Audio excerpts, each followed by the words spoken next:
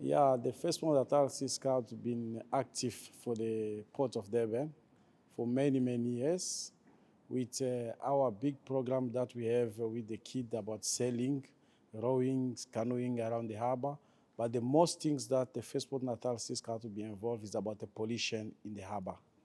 We saw that there's a big problems about litters in the Ben Harbor, where the harbor was full of plastic most of the time when it's raining. And we realized that the problem was not from the people living around the harbor, and the problem was from somewhere on top on the river that is throwing to the Durban harbor. And we had a big problem with plastic from the sandbank all around Durban Bay. And that we've been involved about fightings and trying to teach our scouts and the community how they can take responsibility about plastic and the pollution around the harbor.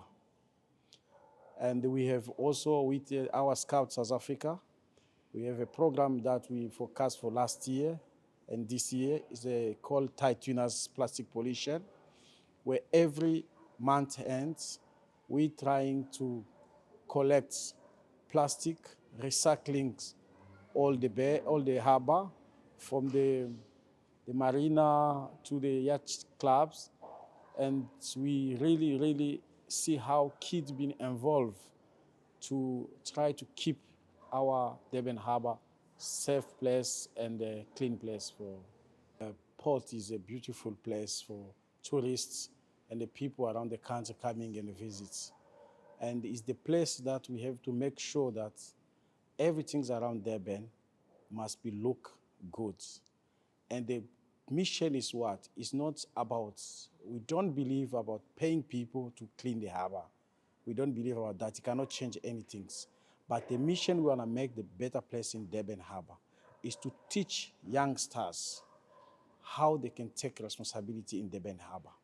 And the rivers, the community that are on top, like Umulazi, Umbumbulu, those rivers that are coming in the canal, where people are throwing their rubbish inside the canal. Then when it's raining, they are coming inside the harbor. Now we want to teach the community. That is the first thing that we want to do for better place, Durban Harbor, is to teach the community to take responsibility about the plastic.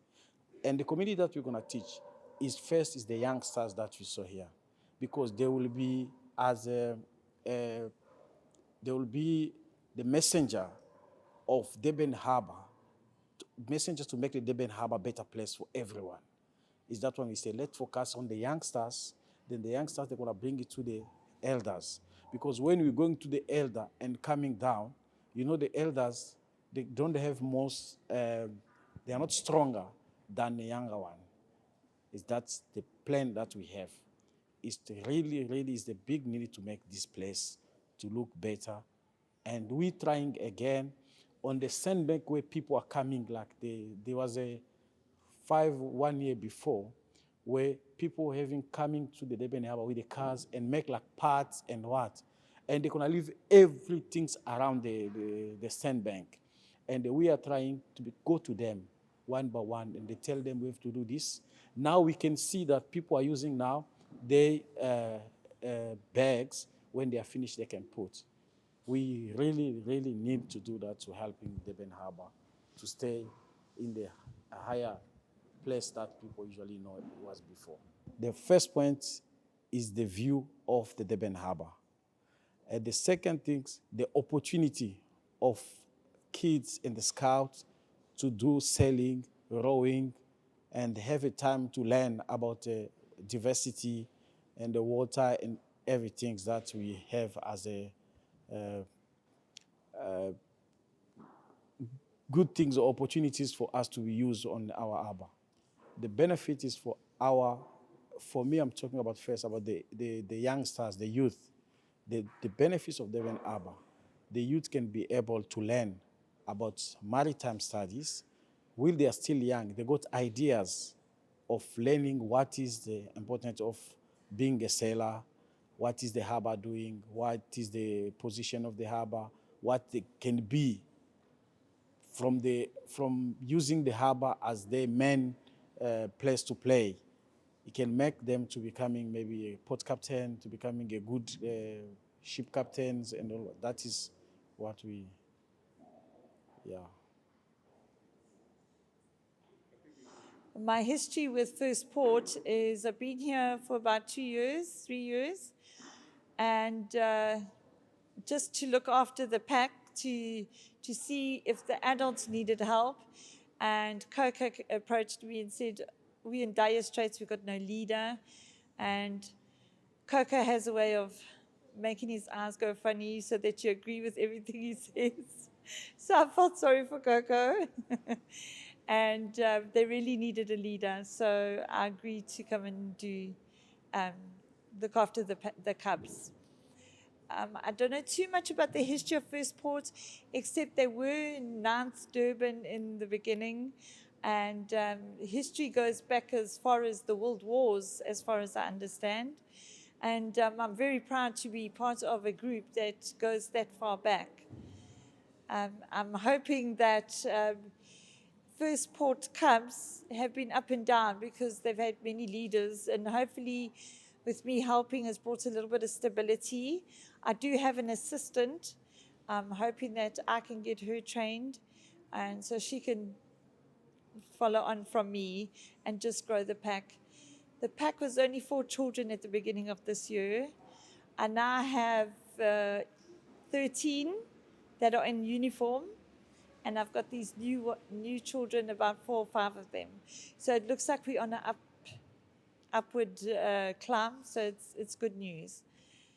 The activities we do is we play a lot of how we teach the cubs is the play-way method. So you will think that we're just going crazy and just playing games all the time, but the cubs are learning new skills all the time.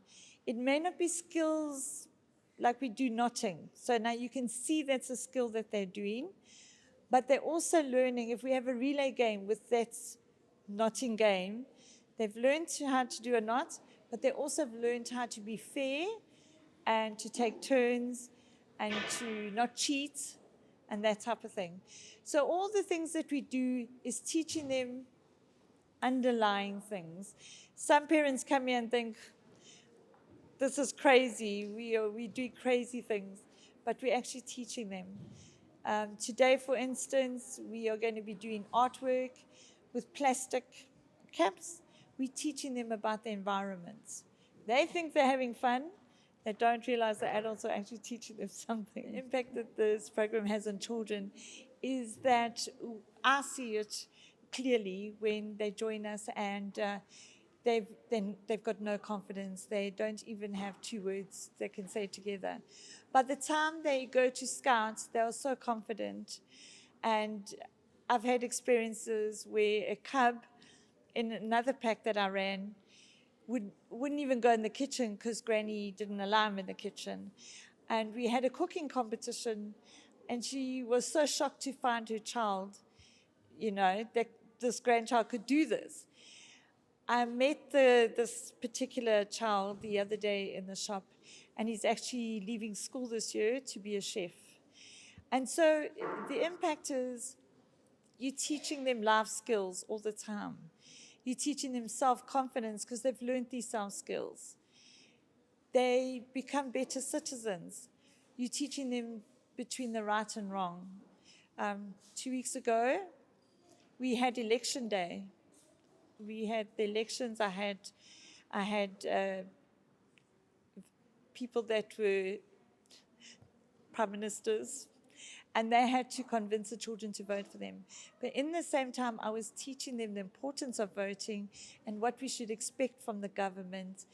And so in that way, you're teaching them to be proper citizens, and how to be good citizens and honest citizens. So, and you do see it. They come and they're really shy and they don't know right from wrong. But at the end of the day, you find a different child. And we as Pack Scouters can see that difference. A lot of moms and dads, their children won't clean their rooms. They send them to Cubs and Scouts because they even know that there is a positive impact The outlook is so different. If you look at scouts that get their Springbok, for instance, can see the difference between a scout and a child who doesn't go to scouts. You can see the difference. And that's with Cubs as well. It's a build-up to scouts, but they're getting there. And it's all about building self-confidence and citizens that we'd like South Africa to have in the future.